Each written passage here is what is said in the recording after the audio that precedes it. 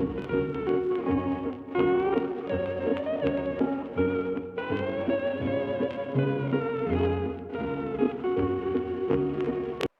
दोस्तों, agriculture exam part में आपका स्वागत है।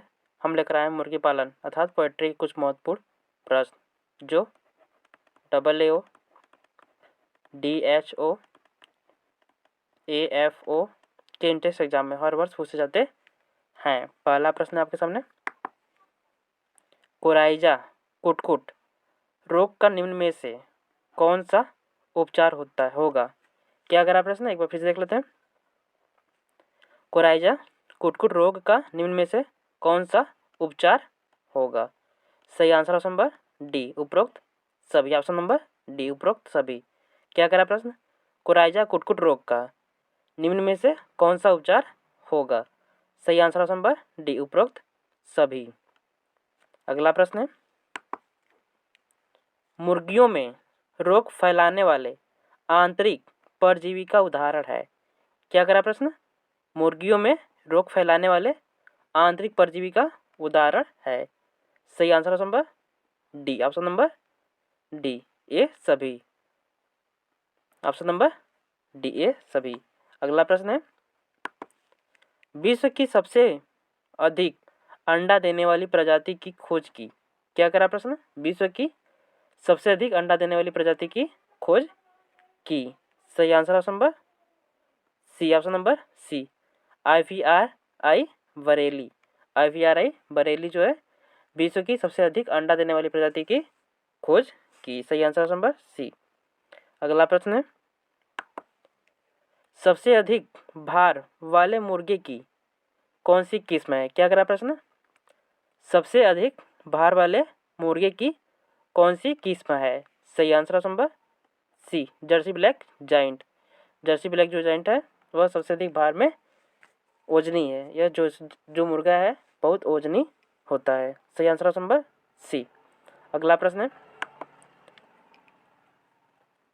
असील प्रजाति की मुर्गी की त्वचा का रंग होता है? क्या करा प्रश्न, असील प्रजाति की मुर्गी की त्वचा का रंग होता है, कैसा होता है? सफ़ेद होता है। सही आंसर ऑप्शन नंबर ए, सफ़ेद। अगला प्रश्न है, पीली त्वचा वाली मुर्गी की प्रजाति है? क्या करा प्रश्न, पीली त्वचा वाली मुर्गी की प्रजाति है? सही answer option number B, option number B, New Hampshire. New Hampshire जो है इसकी जो त्वचा होता है वह पीला होता है। सही आंसर ऑप्शन नंबर बी। अगला प्रश्न है, किस भारतीय मादा मुर्गियों का भार अधिकतम होता है? क्या करा प्रश्न, किस भारतीय मादा मुर्गों का भार अधिकतम होता है? सही answer option number D, option number D, Kadaknath. सही answer option number D, Kadaknath. अगला प्रश्न है, मुर्गे का लगभग 5 किलोग्राम भार किस प्रजाति का होता है? क्या करा प्रश्न, मुर्गे का लगभग 5 किलोग्राम भार जो है किस प्रजाति का होता है? सही answer option number A, option number ए, कोचीन। कोचीन का जो है लगभग 5 किलोग्राम भार होता है। सही answer option number A, option number ए। अगला प्रश्न है, अशुद्ध नस्ल के साथ बार बार शुद्ध नस्ल को मिलाने के प्रक्रम को कहते हैं? क्या करा प्रश्न, अशुद्ध नस्ल के साथ बार बार जो शुद्ध नस्ल को मिलाने के प्रक्रम को क्या कहते हैं? सही answer option number B, option number B, क्रोमोन्नति कहते हैं। क्या, ऑप्शन नंबर बी, क्रोमोन्नति कहते हैं। जो अशुद्ध नस्ल के साथ जब बार बार शुद्ध नस्ल को मिला जाता है उसे क्रोमोन्नति कहते हैं। सही आंसर ऑप्शन नंबर बी। अगला प्रश्न है, विभिन्न प्रकार की प्रजातियों के गुणों के समावेश को कहते हैं? क्या करा प्रश्न, विभिन्न प्रकार की प्रजातियों के गुणों के समावेश को कहते हैं? सही answer option number A, option number ए, क्या कहते हैं? संकरण कहते हैं। विभिन्न प्रकार के प्रजातियों के गुणों के समावेश को संकरण कहते हैं। सही आंसर ऑप्शन नंबर ए। अगला प्रश्न है, मुर्गियों में वरण करने के मुख्य आधार है? क्या करा प्रश्न, मुर्गियों में वरण करने के मुख्य आधार है? सही आंसर ऑप्शन नंबर डी, ए सभी। वैश्विकता, पूर्वज, जनन क्षमता। अगर मुर्गियां ऑर्डर कर रहे हैं आप, मुर्गियों अगर पालना चाह रहे हैं और ग्रहण कर मुर्गियों को पालना चाह रहे हैं अपने घर पे, तो किस कारण से पालेंगे? उनकी देखेंगे, पहले पूर्वज देखेंगे कि किस प्रजाति की मुर्गी है, और जनन क्षमता। इसमें जनन क्षमता, अंडे देने की कितनी क्षमता है, एक वर्ष में कितने अंडे देती है, ये सब पूरा देखने के बाद अच्छे से इसके बाद आप मुर्गियां पालेंगे। ये सभी सही आंसर ऑप्शन नंबर डी, ए सभी। वैश्विकता, पूर्वज और जनन क्षमता। सही आंसर ऑप्शन नंबर डी, ए सभी। अगला प्रश्न है,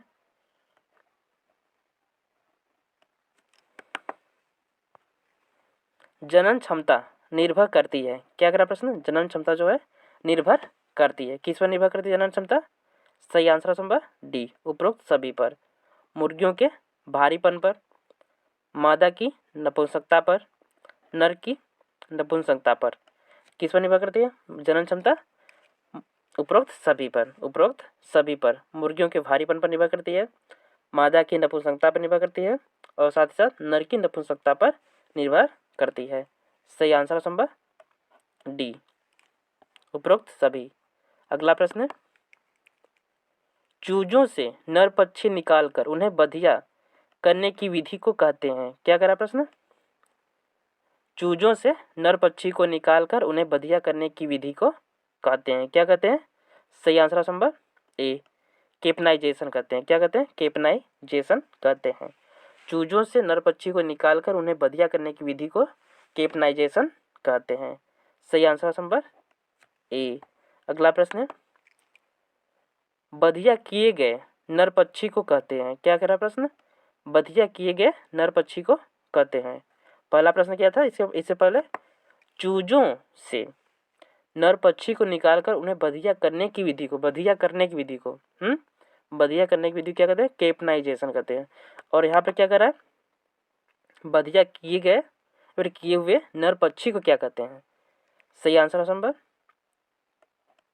बी, कैप्सन कहते हैं, क्या कहते हैं? कैप्सन कहते हैं।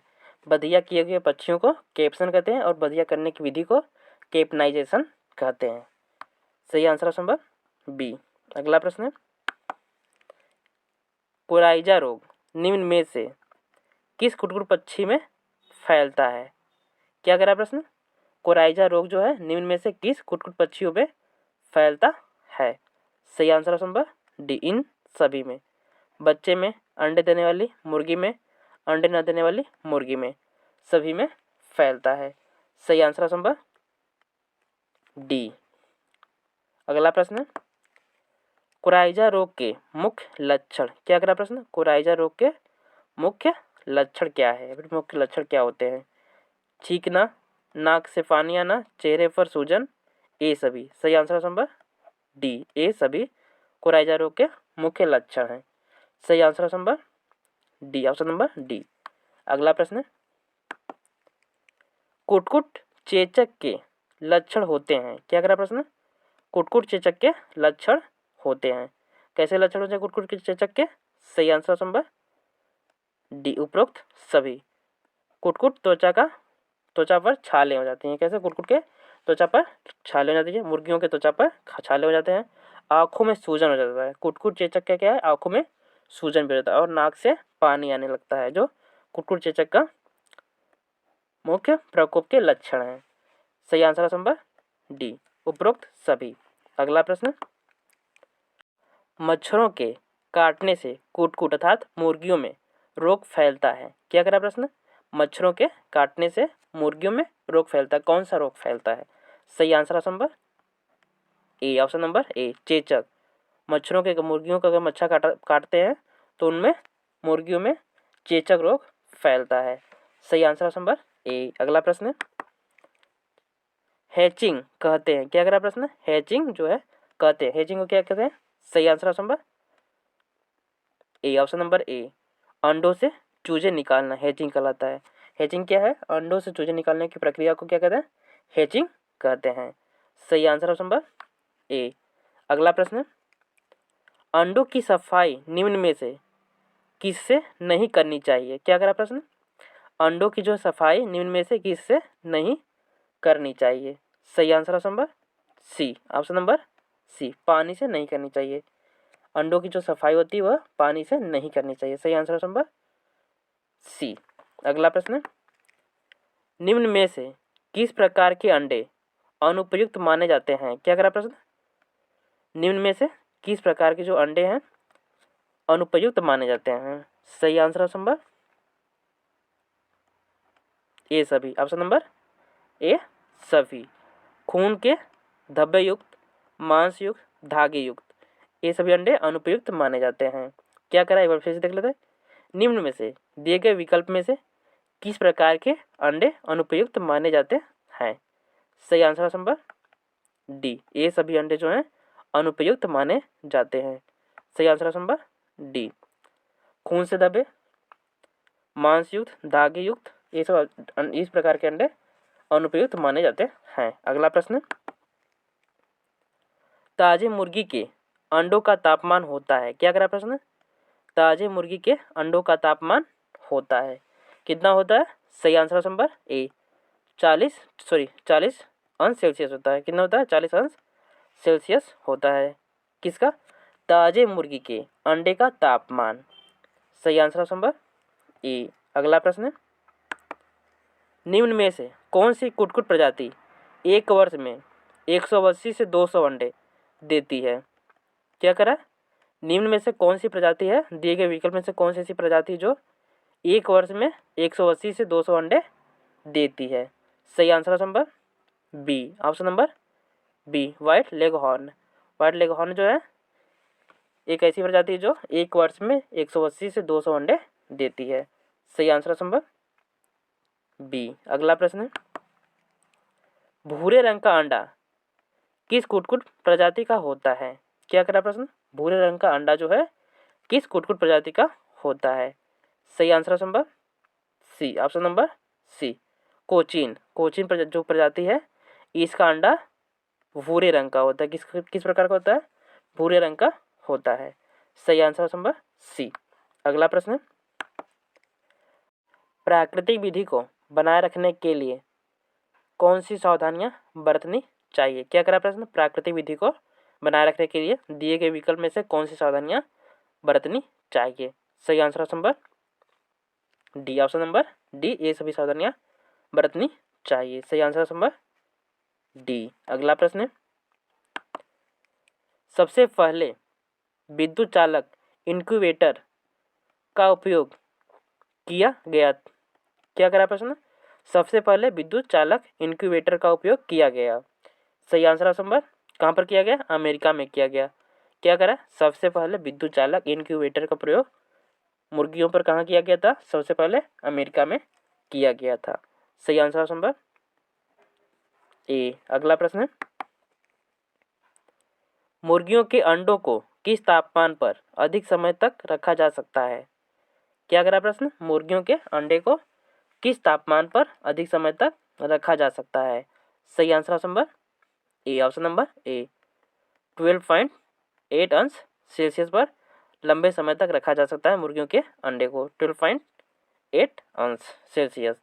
अगला प्रश्न, कितने तापमान पर अंडों में भ्रूण निर्माण की क्रिया होने लगती है? क्या करा प्रश्न, कितने तापमान पर अंडों में जो है भ्रूण निर्माण की क्रिया होने लगती है? सही आंसर ऑप्शन नंबर सी 20 अंश सेल्सियस पर अंडों में भ्रूण निर्माण की क्रिया होने लगती है, अर्थात बच्चे की उत्पत्ति की क्रिया, बच्चों की उत्पत्ति की क्रिया होने लगती है। चूजों की उत्पत्ति की क्रिया जो है 20 अंश सेल्सियस तापमान पर ही शुरू हो जाती है। सही आंसर ऑप्शन नंबर सी। अगला प्रश्न है, एक माह के पक्षी को कितना खाद्य मिश्रण दिया जाना चाहिए? क्या करा प्रश्न, एक माह के पक्षी को कितना खाद्य मिश्रण दिया जाना चाहिए? सही आंसर ऑप्शन नंबर ए 14 से 30 ग्राम। 14 से 30 ग्राम एक माह के पक्षी को खाद्य पदार्थ दिया जाना चाहिए या खाद्य मिश्रण दिया जाना चाहिए। सही आंसर ऑप्शन नंबर ए। अगला प्रश्न, 5वें सप्ताह के मुर्गी के चूजे को कितना खाद्य मिश्रण दिया जाना चाहिए? क्या करा, 5वें सप्ताह था, 5 सप्ताह के बाद जो मुर्गी के चूजे हैं उनको कितना खाद्य पदार्थ देना चाहिए, वे खाद्य मिश्रण देना चाहिए? सही आंसर ऑप्शन नंबर बी 40 ग्राम देना चाहिए, या फिर 40 ग्राम से अधिक देना चाहिए। 40 ग्राम से अधिक या फिर 40 ग्राम देना चाहिए 5वें सप्ताह के मुर्गी के चूजों को। सही आंसर ऑप्शन नंबर बी। अगला प्रश्न, आभूषित समागम निम्न में से किस प्रकार की विधि है? क्या करा प्रश्न, आभूषित समागम जो विधि है निम्न में से दिए गए विकल्प में से किस प्रकार की विधि है? सही आंसर ऑप्शन नंबर ए, वैज्ञानिक विधि है। आभूषित समागम जो विधि है वह वैज्ञानिक विधि है। सही आंसर ऑप्शन नंबर ए। अगला प्रश्न, मुर्गी प्रजनन की कौन सी विधि है? क्या करा प्रश्न, मुर्गी प्रजनन की कौन सी विधियां हैं? सही आंसर ऑप्शन नंबर ए सभी। ऑप्शन नंबर ए सभी। मुर्गी प्रजनन की प्रश्न कर रहा है, मुर्गी प्रजनन की कौन सी विधियां हैं? अंतर विधियां भी, अंतर्वंश विधियां भी और भिन्न संकरण भी, ये सभी विधियां मुर्गी प्रजनन की विधियां हैं। सही answer option number D. Option number D जो है सही है। ऑप्शन नंबर डी, ए सभी। अगला प्रश्न है, सुल्मोनिया जीवाणु द्वारा निम्नलिखित में से कौन सा कुटकुट रोग फैलता है? क्या करा प्रश्न, सुल्मोनिया जीवाणु द्वारा निम्नलिखित में से कौन सा कुटकुट रोग फैलता है? सही आंसर ऑप्शन नंबर, कौन सा रोग फैलता है? Option number B. Option number B, फुलोरम। कौन सा रोग फैलता है? फुलोरम रोग फैलता है। सुल्मोनिया जीवाणु द्वारा निम्नलिखित में से कौन सा रोग कुटकुट में फैलता है, या फिर कुटकुट रोग फैलता है? कौन सा कुटकुट रोग फैलता है? सही answer option number B. Option number B, फुलोरम रोग फैलता है। कौन सा रोग फैलता है? फुलोरम रोग फैलता है। अगला प्रश्न है, फुलोरम रोग कुटकुट के किस आयु के बच्चों में होता है? क्या करा प्रश्न, फुलोरम रोग जो है कुटकुट के किस आयु के बच्चों में होता है? सही answer option number B. Option number B, 2 से 10 दिन के अंतराल वाले बच्चों को होता है। जो फुलोरम रोग होता है वह 2 से 10 दिन के बीच के बच्चों को यह रोग होता है।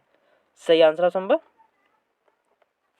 बी। अगला प्रश्न है, निम्न में से किस बीमारी में कुटकुट के पक्षी खूनी दस्त के बाद मरने लगते हैं?